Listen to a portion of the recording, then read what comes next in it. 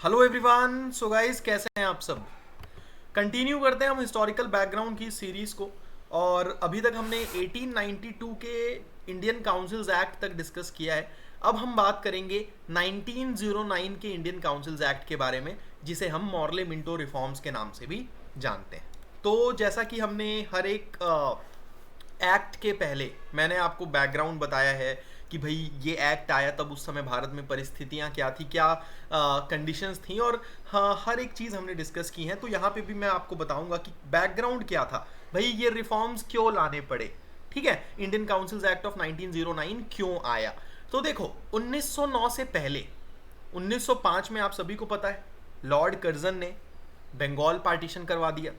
Now partition of Bengal की वजह से पूरे देश में एक अलग ही तरीके की एकता दिखाई दी थी, क्योंकि हर कोई इस पार्टीशन के खिलाफ था। ओके, एक नेशनलिज्म की आंधी लहर जिसे हम कहते हैं वो भारत में दिखाई पड़ी। साथ ही साथ स्वदेशी मूवमेंट, और पूरी तरीके से मतलब हर एक व्यक्ति देश का जो है वो इस बंगाल पार्टीशन के खिलाफ था, और एक यूनाइटेड फ्रंट कहीं ना कहीं अंग्रेजों के खिलाफ वो प्रेजेंट कर रहे थे।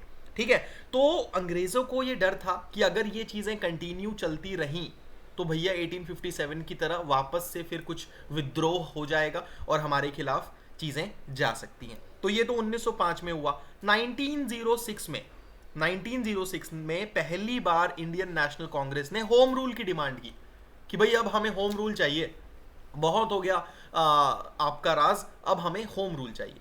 सो लॉर्ड मिंटो जो कि उस समय वाइस रॉय थे, और मॉर्ले जो कि सेक्रेटरी थे, उन दोनों ने मिलके सोचा कि भाई ये जो चीज़ें भारत में चल रही हैं, ये जो एक्सट्रीमिज्म चल रहा है, हर कोई मतलब अंग्रेज़ों के खिलाफ है, हर कोई मतलब हमारी पॉलिसीज़ के खिलाफ है, विरोध कर रहा है, अगर ये कंटिन्यू चलता रहा तो हमारे लिए बहुत दिक्कत हो जाएगी। और मॉर्ले वैसे भी लिबरल गवर्नमेंट के मेंबर थे। मैंने आपको बताया था ना 1858 वाले एक्ट में कि जो सेक्रेटरी ऑफ स्टेट था वो कैबिनेट का मेंबर था।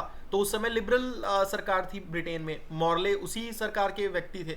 तो लिबरल गवर्नमेंट ब्रिटेन में जब भी आई है वो हमेशा चेंज चाहने वाली सरकारें होती हैं, जिन्हें हम लिबरल गवर्नमेंट कहते हैं। तो मॉर्ले उसी लिबरल गवर्नमेंट के मेंबर थे। तो वो चाहते थे कि भाई चीज़ें जो चल रही हैं वैसी ना चले, कुछ चेंज आए। तो ये कुछ बैकग्राउंड मैं आपको बता रहा हूं 1909 से पहले। साथ ही साथ अगर आपको याद होगा 1892 का जो इंडियन काउंसिल एक्ट था, उसने लिमिटेड रिप्रेजेंटेशन दिया था। इनडायरेक्ट इलेक्शंस थे ना, डायरेक्ट इलेक्शंस तो नहीं थे। मैंने आपको बताया था कि इलेक्शन से रिलेटेड प्रोविजंस थे, लेकिन वो इनडायरेक्ट थे। तो भाई जाहिर सी बात है इंडियंस को ये इनडायरेक्ट इलेक्शन और ये छोटे मोटे जो लॉलीपॉप्स दे रहे थे अंग्रेज, ये नहीं पसंद आ रहे थे। Indians wanted more reforms. Okay, Gokhale met with Morley in England. Gokhale मिलते हैं मॉर्ले जो कि सेक्रेटरी थे इंग्लैंड में। मॉर्ले ने गोखले को अश्योर किया कि भाई हम आने वाले समय में और रिफॉर्म्स लेके आएंगे। एंड फाइनली हम देखते हैं मॉर्ले मिंटो रिफॉर्म्स 1909 में आता है। तो मॉर्ले कौन थे? सेक्रेटरी थे। मिंटो जो थे वो वाइस रॉय थे। उनके नाम पे पड़ा ये Morley Minto reforms. Is that clear? तो ये चीजें बहुत बार पूछी जाती है मेंस में भी कि भाई जॉन मॉर्ले जो थे वो मतलब उनके समय ये रिफॉर्म्स आया, उसका कारण क्या था? क्योंकि वो मेंबर थे लिबरल गवर्नमेंट के, और वो चाहते थे कि इंडिया की गवर्नेंस में पॉजिटिव बदलाव, पॉजिटिव चेंज आए।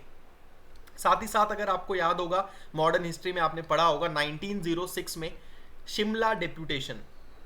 ठीक है, सो जो एलीट मुस्लिम्स का ग्रुप था जिसकी अध्यक्षता बेसिकली, जिसके लीडर थे आगा खान, वो 1906 में मिंटो से मिलते हैं और उन्होंने सेपरेट इलेक्टोरेट की डिमांड रखी थी मुस्लिम्स के लिए। तो ये सारी चीज़ें चल रही थी। उसके बाद 1909 का ये मॉडल मिंटो रिफॉर्म्स जो है वो आया था। अब इसके कुछ प्रोविजंस देख लेते हैं। सबसे पहली चीज़ ये कि model Minto reforms enlarged the size of legislative council. ठीक है, लेजिस्लेटिव काउंसिल की साइज को इसने इंक्रीज कर दिया, सेंट्रल लेजिस्लेटिव काउंसिल की भी, और जो प्रोविंशियल यानी कि जो प्रोविंसेस में काउंसिल्स थे उनके साइज को भी इंक्रीज कर दिया गया। अगर आपको ये भी जानना है कि सर साइज इंक्रीज करके कितना किया गया, तो ये भी आपको बता देता हूं। सेंट्रल लेजिस्लेटिव काउंसिल के साइज इंक्रीज करके 16 से 60 कर दिया, 16 से 60 कर दिया। जबकि प्रोविंशियल लेजिस्लेटिव काउंसिल्स जो है वो उनकी जो संख्या थी वो यूनिफॉर्म नहीं थी, और वो हमें जानने की जरूरत भी नहीं है। सबसे इंपॉर्टेंट चीज जो मॉडल मिंटो रिफॉर्म से हुई वो थी introduction of separate electorate. Separate electorate बहुत इंपॉर्टेंट चीज है ये। ठीक है। सेपरेट इलेक्टोरेट मतलब ये था कि मुस्लिम्स जो है वो सिर्फ मुस्लिम कैंडिडेट के लिए ही वोट करेंगे, मुस्लिम मेंबर्स जो होंगे वो सिर्फ मुस्लिम वोटर्स द्वारा ही इलेक्ट किए जाएंगे, उन्हें और कोई दूसरा मतलब उनके लिए कोई हिंदू वोटर नहीं होगा। तो ये बहुत बड़ी चीज थी, यहीं से कहीं ना कहीं डिवाइड एंड रूल की जो पॉलिसी थी अंग्रेजों की वो हमें सामने दिखती है।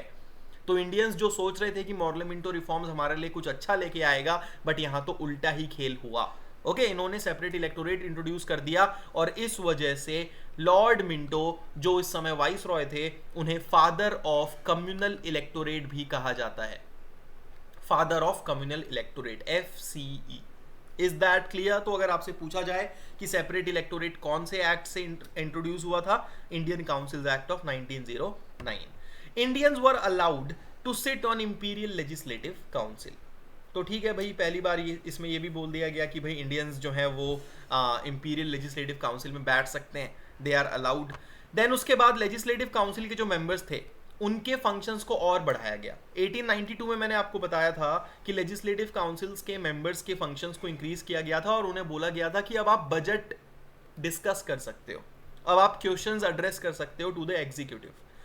यहाँ पे थोड़ा सा और बढ़ाया गया और ये बोला गया कि भाई अब आप बजट से रिलेटेड सप्लीमेंट्री क्वेश्चंस भी पूछ सकते हो, आप अमेंडमेंट्स यानी कि बदलाव भी अपनी तरफ से सजेस्ट कर सकते हो, आप रिजोल्यूशंस भी मूव कर सकते हो। तो ये बहुत ही ज्यादा इंपॉर्टेंट चीज है जो आपको ध्यान में रखना है कि 1892 के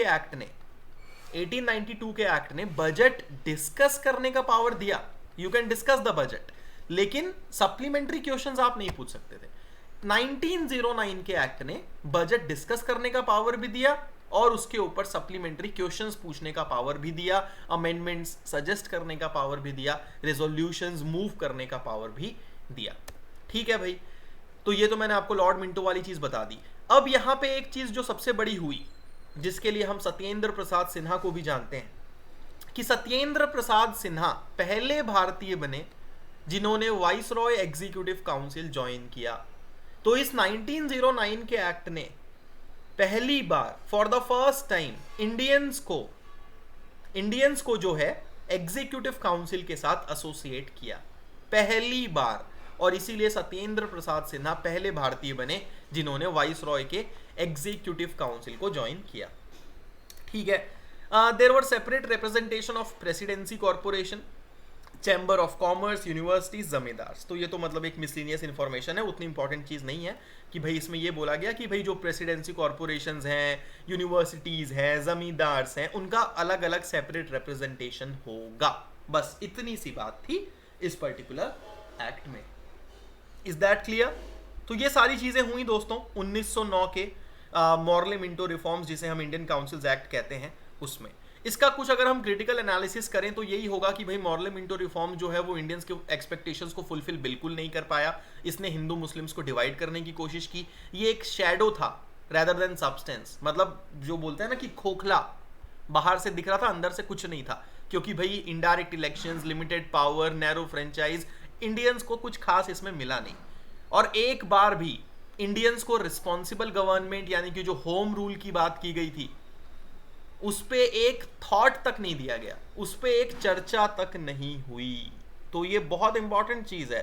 इस एक्ट ने इंडियन पॉलिटिक्स में कम्युनल रिप्रेजेंटेशन इंट्रोड्यूस किया और कहीं ना कहीं लोगों को धर्म में बांटने की कोशिश पूरी की इस एक्ट ने, जिसका रीजन है कि आज पाकिस्तान हमारे सामने दिख रहा है। Is that clear? So Montford report एक आई थी, उस मॉन्टफोर्ड रिपोर्ट ने क्लियर कट कहा था कि the reforms of 1909 afforded no answer and could afford no answer to Indian problems. यानी कि अंग्रेजों की रिपोर्ट ही खुद कह रही है कि 1909 का जो रिफॉर्म्स था उसने इंडियंस की प्रॉब्लम्स के लिए कोई आंसर नहीं दिया। तो इससे क्लियर था कि अंग्रेज खुद ही क्रिटिसाइज कर रहे हैं भैया। तो फिर आप सोच लो, आप समझ लो कि कितनी बकवास ये रिफॉर्म्स की बात अंग्रेजों ने की थी और कितना आंखों में झोंका गया था और धोखा इंडियंस के साथ किया गया था। सो ये था इंडियन काउंसिल्स एक्ट ऑफ 1909। सो दोस्तों सब्सक्राइब जरूर कीजिएगा इस चैनल को जिसका नाम है राहुल अग्रवाल यूपीएससी। कोई भी आपको डाउट्स हो, कुछ भी आपको पूछना हो, आप मुझसे कमेंट्स में पूछ सकते हैं। धन्यवाद, thanks a lot, have an awesome day.